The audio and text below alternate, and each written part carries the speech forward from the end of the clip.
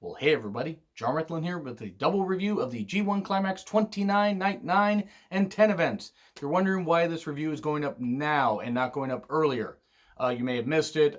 Friday and yesterday, both nights, I was a 2-day Defied Northwest wrestling show, local promotion that does shows in Seattle, Tacoma, Washington, and also Portland, Oregon. So I try to go to the Seattle ones whenever I can. And I got to see Tama Tonga live. I got to see Christopher Daniels live both nights. Bunch of local talents as well. Really, really good stuff. Please support your local indie promotions. Please do. You never know who you're going to see. You never know what big stars you're going to see rising up. Honestly, it's great stuff. But also, I had to work Saturday morning. I did watch Once Upon a Time in Hollywood earlier today. Have a review up on the channel. Please check that out. But enough cheap plugs. Bottom line is, I just didn't have time to get to the review until now.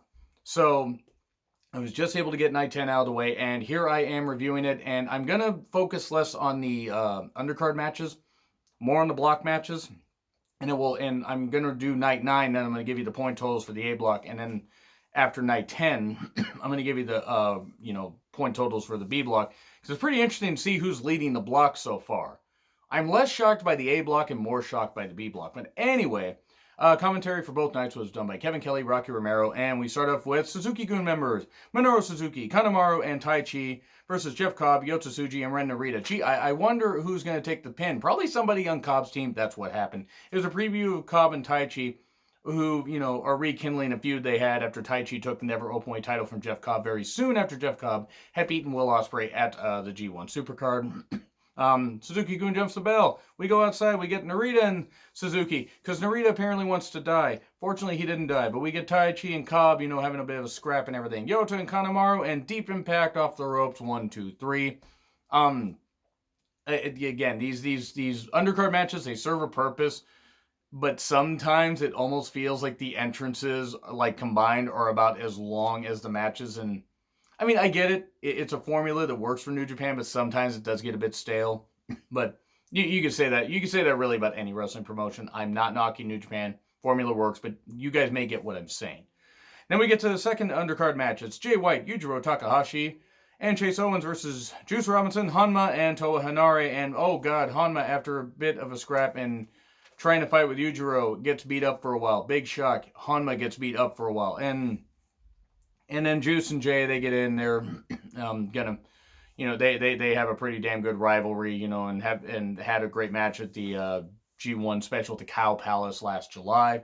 Henare and Chase got in. Referee distraction, but Chase's package wins it again. His package pile driver, that is. The commentary puts over Chase's package so much. One of these days, I'm going to stop laughing. That's a lie. I'm always going to laugh at stuff like that. But anyway, so, of course, Bullet Club wins. And then we get Yano and Tomohiro Ishii versus Hiroki Goto and Yoshihashi. Chaos explodes. But then again, what other kind of explosion wouldn't create chaos? We get the usual Yano antics. Ishii and Goto in. That's a match I could watch for the Never Openweight title. And I'm sure we may end up getting at some point. Big old chop fest with Ishii and Yoshihashi. But then a low blow by Yano pins Yoshi. It was pins Yoshihashi, that is. It'd be weird if you pinned the dinosaur from Mario. But anyway, that was quick. And then we get Naito and Shingo versus Jon Moxley and Shota. The Moxley-Shota friendship, bromance, whatever the hell you want to call it. It's beautiful. It's so great. Shota has really gained more of an edge since teaming with Moxley, and I really do like it. I'm going to be interested to see if they maybe keep this going, because apparently Moxley has a deal with AEW where he can work some New Japan shows. I think Jericho has the same deal and stuff like that, or a deal similar, which is going to be interesting because that might play into Moxley being a part of Wrestle Kingdom. I think we're slowly building to an AEW New Japan, like working relationships, something like that. I mean, I don't know, but it seems like it, because otherwise, why would Moxley get that kind of deal? Jericho, I get, and I got nothing against Moxley, but it's just like, okay. But anyway, it was just a preview for Naito and Mox, which I'm going to review here in a bit. Shota gets beat up for a while. Referees get shoved away. Shota and we get Shingo and Mox brawling. We get Shota and Shingo. Big old pump and bomber pin Shota 1, 2, 3. This was a quick match. And then Mox and Naito brawl afterwards. So that was fine. It was fine. Undercard matches are done. And then we get Lance Archer versus Kota Ibushi to lead off the A block. A pretty good match. Archer is beating up the Young Lions, LA Dojo guys, whatever. Just because everybody dies. Everybody does die. This was better than I expected. Archer has really done well in this G1. Even in defeat, he has done well, and I'm very happy about that because it's about time that he's gotten some kind of singles push. Only because TNA had something with him for a number of years, and I mean, sometimes they'd use him, sometimes they wouldn't.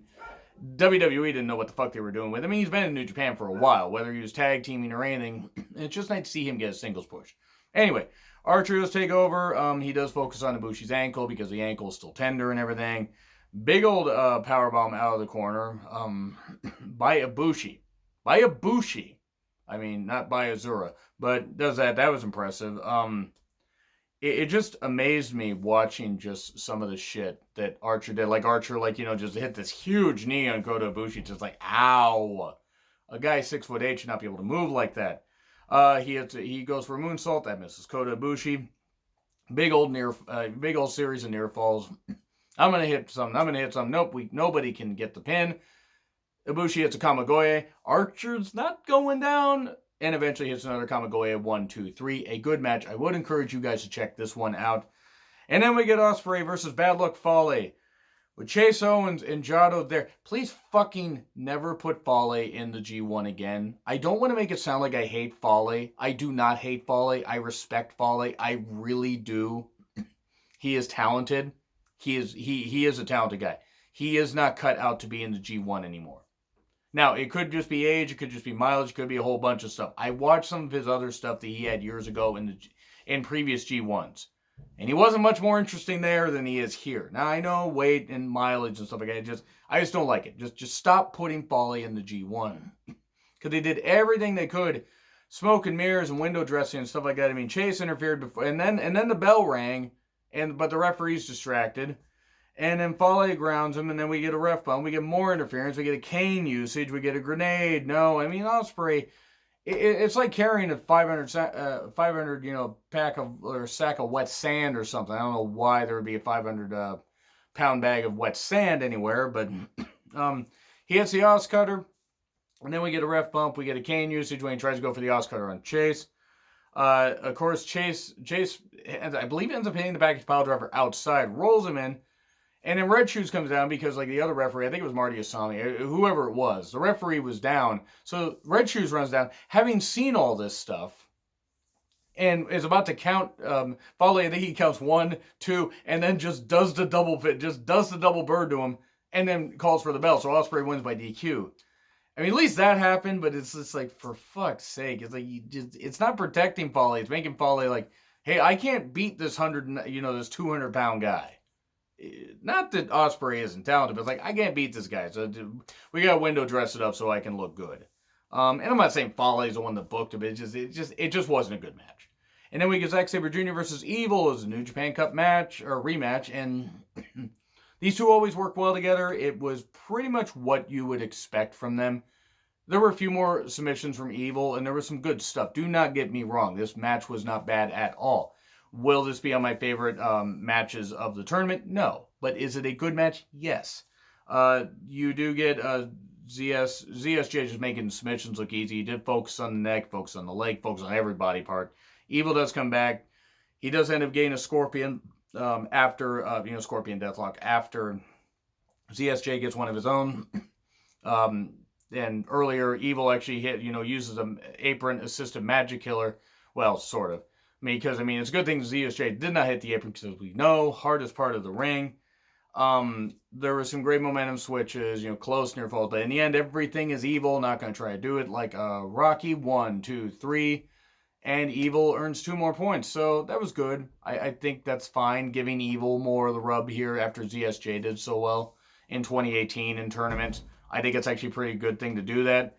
And then we get Sonata versus Tanahashi, and the crowd was split. I think they were chanting more for Sonata, but the crowd was pretty split. And there was some good stuff here. There was a lot of groundwork at first.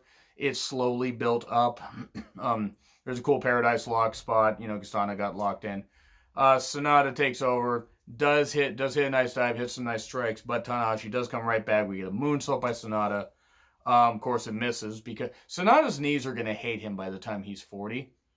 He hits the moonsault perfectly, but it's just the way it's just the way he lands. We get a skull end from a few different perspectives by Sonata, but then also by Tanahashi.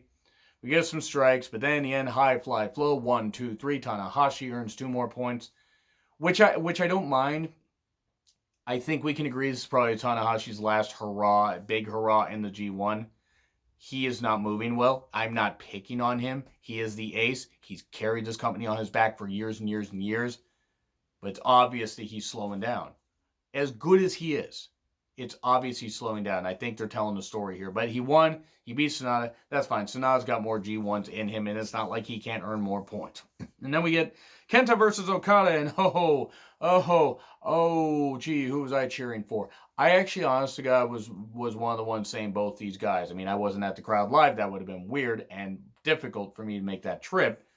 A, money, and B, time. But also, it was just a great match. Great strikes. Fucking Christ, the strikes. Good God, the strikes were absolutely impressive. Kenta was just a ton heelish here. I mean, he's been heelish anyway, but I'm not even gonna go through all the spots. Just the strikes, the kicks, the slaps. Okada does come back over some more strikes. It does go outside a bit. Actually, there was some bit of dirtiness.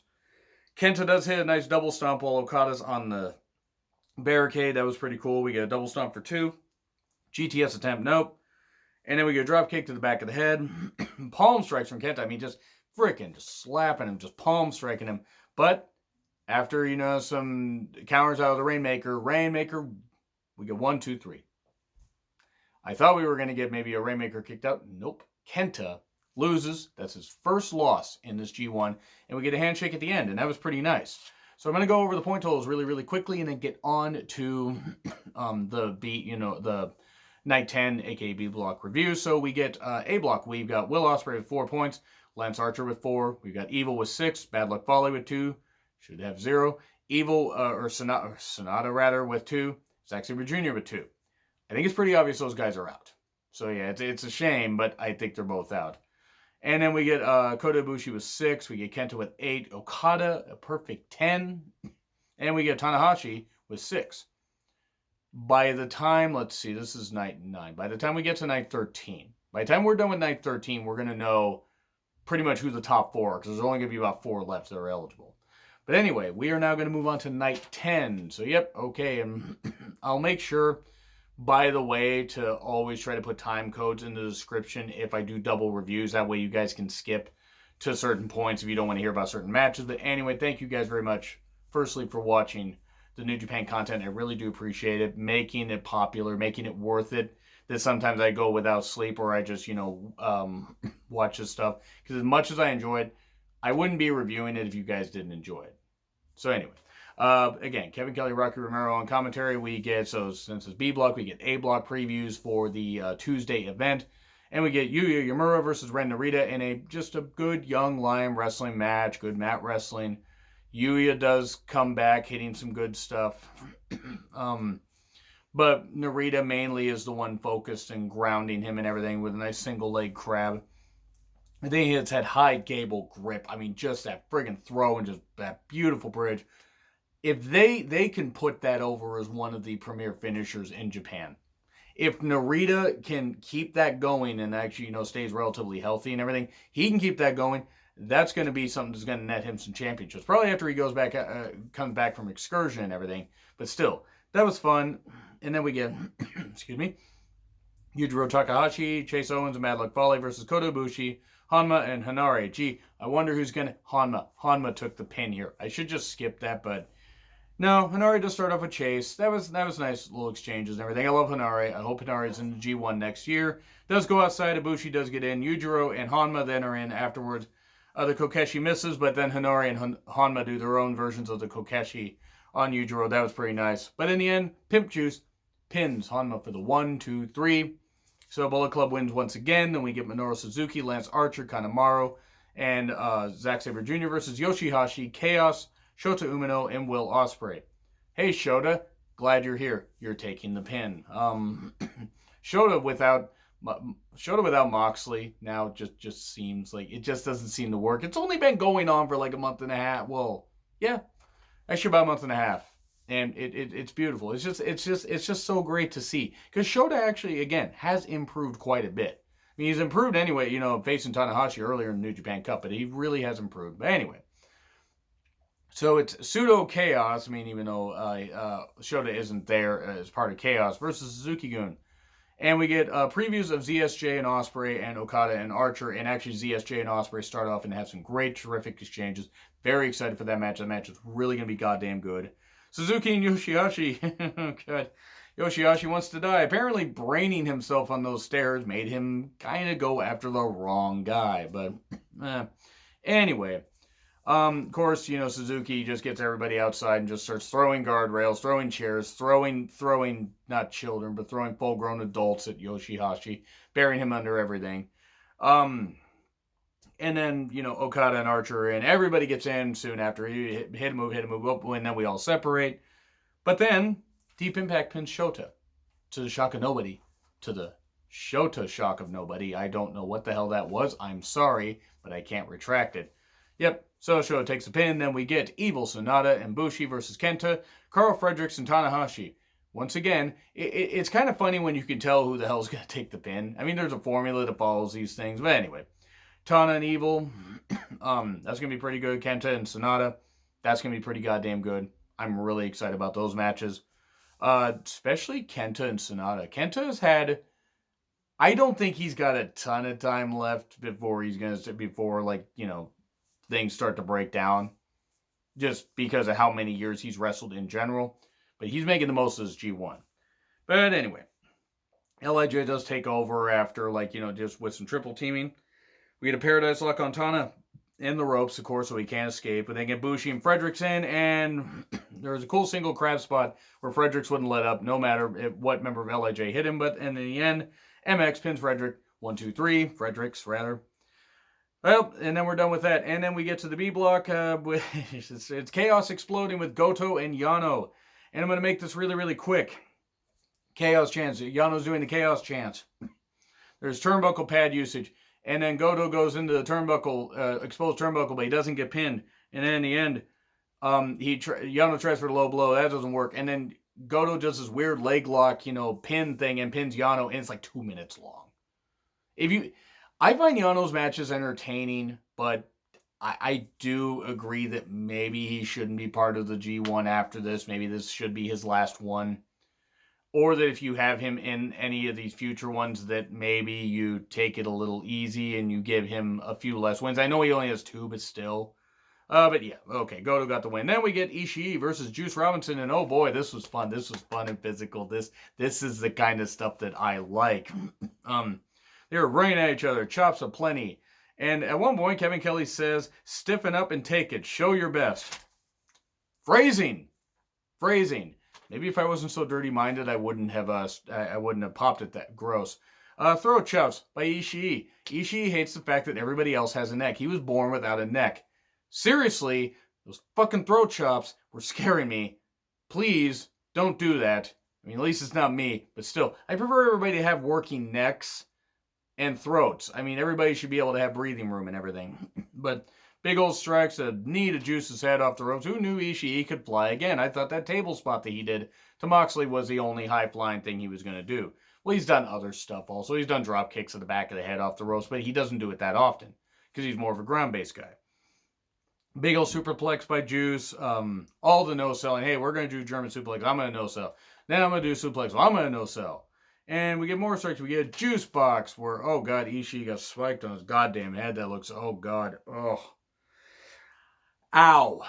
Ow is all I'm going to say. And elevation bomb by Juice. That was for 2. A huge lariat by Ishii for 2. Big old sliding lariat. But then in the end, vertical drop brainbuster. 1, 2, 3. Ishii earns 2 points. That was the right call. Because if Juice had beaten Ishii, then we would have gone to a never openweight championship. And I don't think Juice needs to go for that right now. I think he needs to get to about 12 points, which would mean he would need 3 more wins in his last 4 matches. Because we are done. We are over halfway through the tournament. So it's going to be interesting to see what happens there. But let's see. Excuse me. Maybe he can get to 10. Who knows? I do want to address something really, really quickly. I know that sometimes I'll do the clearing my throat or the coughing thing. Sometimes it's the heat. I was sick like about 2.5 years ago and did damage to my throat. And sometimes that it just flares up. So I tried not to do it, but I'm just letting you guys know. Anyway, so we get Taichi with Miho Abe and Kanemaru at ringside versus Jeff Cobb. And I'm sorry, I liked it when it wasn't all about interference. And I know the heels are supposed to be heels, but I'm sorry. I didn't like this. It had its moments. I liked who won.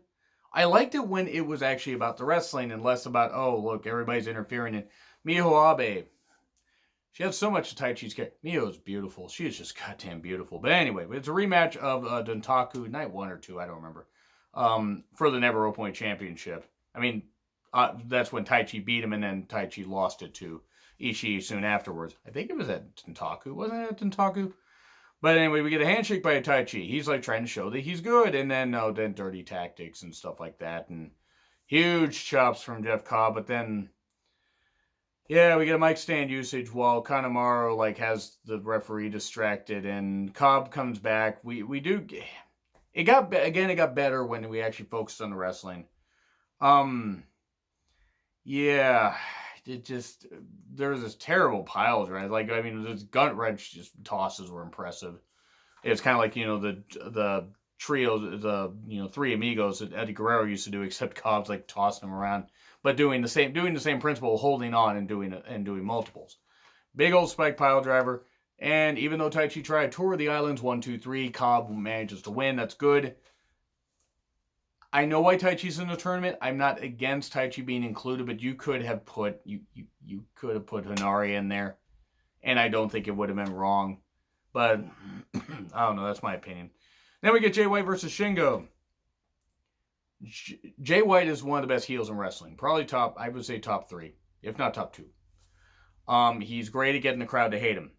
That being said, sometimes the stalling and the same antics and stuff like that, yes, everybody has a set routine. Sometimes it gets a little bit I'm going to give a grade, by the way, for both of them at the end, just so you know, instead of doing poll and stuff like that. And if I forget to put the polls, please leave in the comments what you guys think and who you think are going to win the blocks. But yeah, he does focus on Shingo's neck. There were some more guardrail spots as Shingo did eventually stop Jay's countering, even though Jay was countering for quite a bit. There were some cool close near falls. I actually thought Shingo was going to win. He did hit Pump and Bomber for 2, but no. After some reversals and everything, Blade Runner 1, 2, 3. So Jay White now has climbed back into it a little bit. He still has 4 points, and I don't think he's going to win the block, but I think he's going to come close. I think Naito and Shingo, or no, not Naito and Shingo. Naito and Jay White are on the last night of the B block. I think Jay White's going to beat him there, so nobody is going to be it. So neither of them are going to get in, and then they're going to feud over the Intercontinental title. That'd be very interesting. I mean, I don't know if it'll happen. We'll see. But then we get to Jon Moxley versus Tetsuya Naito, and this was good. I enjoyed this. This was a lot of fun. It almost felt a little short. Like, I think it was maybe 16, 17 minutes. And maybe it's just me. Maybe I don't know why it felt short to me. I thought this might have gone like 25. But I'm not complaining, because sometimes having these shows run a little too long does burn out the audience. There were the normal antics, like from Naito, the Tranquilo thing. Moxley did counter with his own one of that later. They went into the crowd, a whole bunch, went around a whole bunch of chairs, choking out each other with a whole bunch of equipment. At one point, Moxley put a chair around Naito's ankle, was going to try to hit him. That didn't work because Red Shoes stopped him. And then Naito took the chair off, threw it at Mox, and then hit that running, single leg kick that he hits. That was pretty cool. And then DDT onto one of those standing chairs by Naito. That was outside. And then big old butterfly suplex by Mop suplexing Naito. That's just his hair. But we get that. We get a lot of biting, by the way, a lot of biting from these guys. Big old front DDT, like the 1% thing that EC3 uses or others have used, where he just takes a head and just drives it into the ground. But And Naito ends up biting, and then Mox ends up biting him, and a lot of biting going on here. It's like a hostile movie. Gross. Short Destino 1-2. Nope. Death Rider. Nope. The jumping Death Rider 1-2-3. Moxley is undefeated. He is undefeated in G1 competition. In his first G1. That's pretty goddamn impressive. I don't think I'd be opposed to seeing Moxley win the block. If Moxley wins the G1, guess what? That Moxley versus Okada? I'd pop. I'd pop for that. I don't know if Moxley would win because he signed with AEW, but my God, that would be something.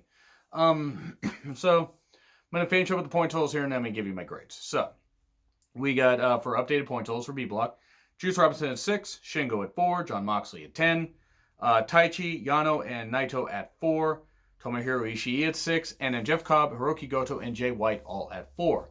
So for night 9, I'll say B. And I will also actually say B for night 10 as well. Some had some very, very good matches in them. The reason I'm not going to go B plus, I'm going to give you examples of why I'm not going to go B plus, because I think there was at least one downer match of like all the block matches. And then there were some that were good, but it's not like, okay, I expect them to be good. It's like, oh, they were good, but I'm not going to elevate the grade just because of that.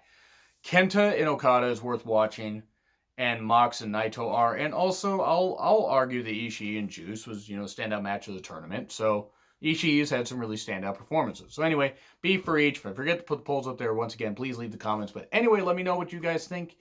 And I'd love to hear who you guys think could possibly win the G1. So, like, share, subscribe, Twitter handle in the description.